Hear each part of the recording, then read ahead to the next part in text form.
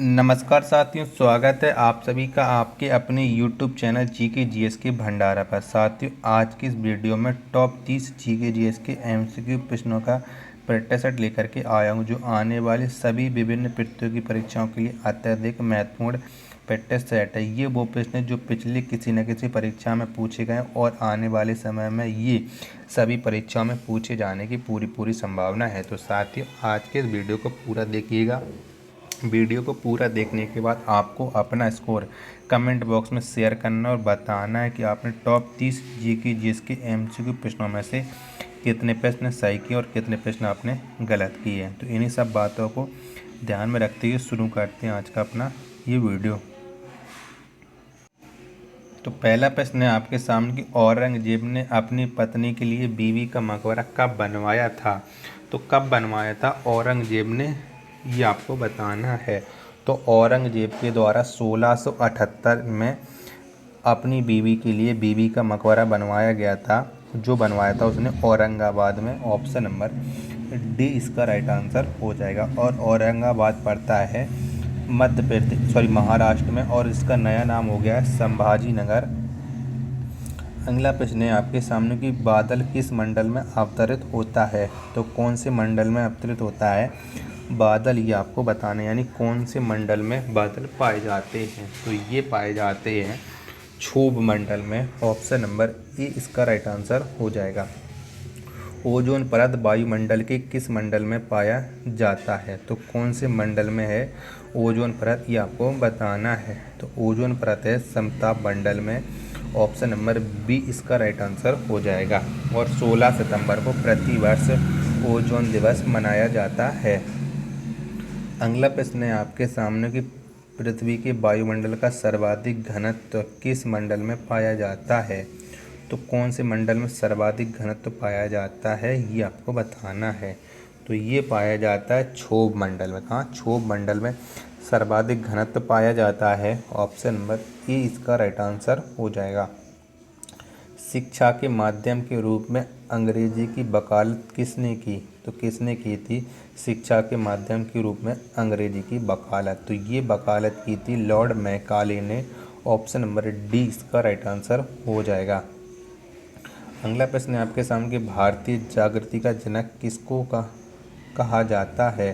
तो किसे कहा जाता है भारतीय जागृति का जनक। तो ये कहा जाता है राजा राममोहन राय को भारतीय जागृति का जनक। ऑप्शन नंबर सी इसका राइट आंसर हो जाएगा। अगला प्रश्न है आपके सामने कि भारतीय प्रशासनिक सेवा किसके शासनकाल में प्रारंभ हुई। तो किसके शासनकाल में भारतीय प्रशासनिक सेवा प्रारंभ हुई थी। तो ये प्रारंभ हुई थी लॉर्ड कॉर्नवालिस के शासनकाल में। ऑप्शन नंबर ए इसका राइट आंसर हो जाएगा। नेक्स्ट प्रश्न है आपके सामने कि राष्ट्रीय विकास परिषद की स्थापना कब हुई। तो कब हुई थी राष्ट्रीय विकास परिषद की स्थापना। तो ये हुई थी 6 अगस्त 1952 में राष्ट्रीय विकास परिषद की स्थापना। ऑप्शन नंबर ए इसका राइट आंसर हो जाएगा। अंतर्राष्ट्रीय परिषद का अध्यक्ष कौन होता है। तो कौन होता है अंतर्राष्ट्रीय परिषद का अध्यक्ष, ये आपको बताना है। तो इसका अध्यक्ष होता है प्रधानमंत्री।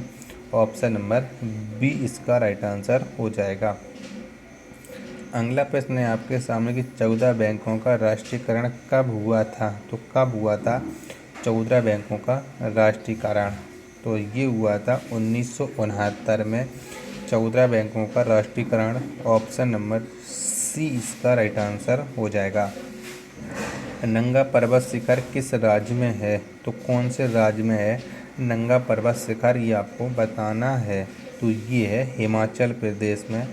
ऑप्शन नंबर डी इसका राइट आंसर हो जाएगा। अगला प्रश्न है आपके सामने कि विश्व विरासत दिवस कब मनाया जाता है। तो कब मनाया जाता है विश्व विरासत दिवस। तो ये मनाया जाता है प्रतिवर्ष 18 अप्रैल को विश्व विरासत दिवस। ऑप्शन नंबर डी इसका राइट आंसर हो जाएगा। अगला प्रश्न है आपके सामने कि संयुक्त राष्ट्र संघ के महासचिव का कार्यकाल कितने वर्षों का होता है। तो कितने वर्षों का होता है।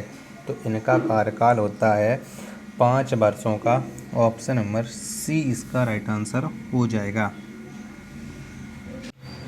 अगला प्रश्न है आपके सामने कि अंतर्राष्ट्रीय न्यायालय में न्यायाधीशों की संख्या कितनी होती है। तो कितनी होती है अंतर्राष्ट्रीय न्यायालय में न्यायाधीशों की संख्या। तो इनकी संख्या होती है 15।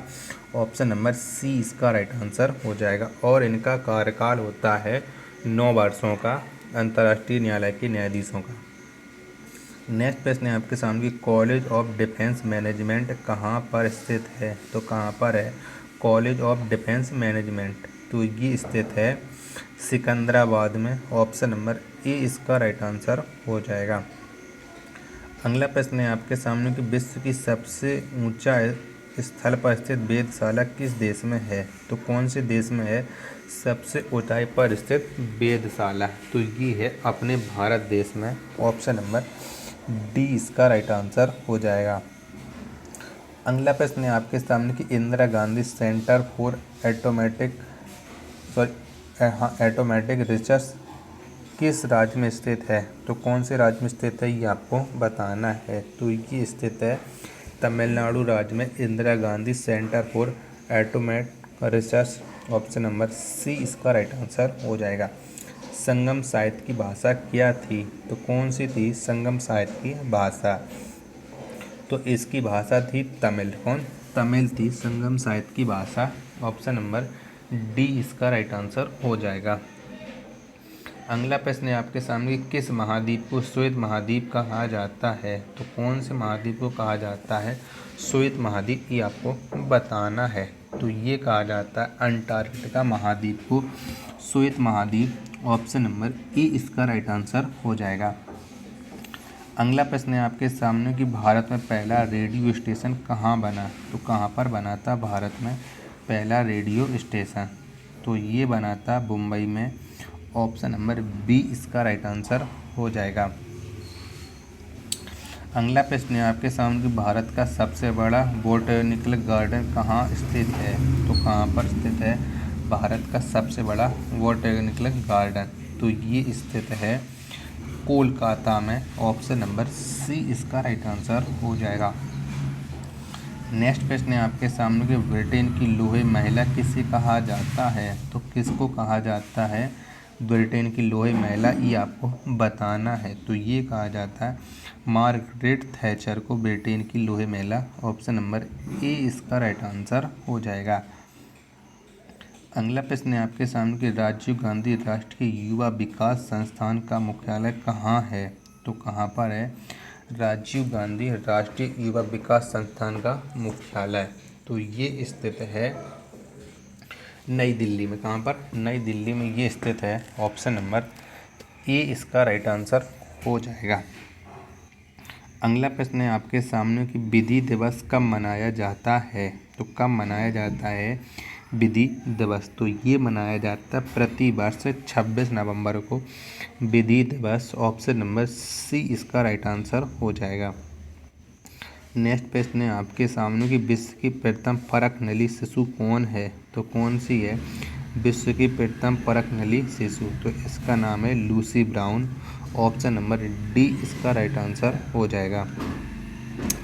नेक्स्ट प्रश्न है आपके सामने कि भारत आने वाले प्रथम रूसी प्रधानमंत्री कौन थे। तो वो कौन सा व्यक्ति है जो भारत में प्रथम बार पहली बार आया और वो रूस का प्रधानमंत्री था। तो ये थे निकोलाई बुल्गानिन। ये रूस के प्रधानमंत्री थे और ये भारत आए थे। तो 26 का राइट आंसर हो जाएगा ऑप्शन नंबर बी।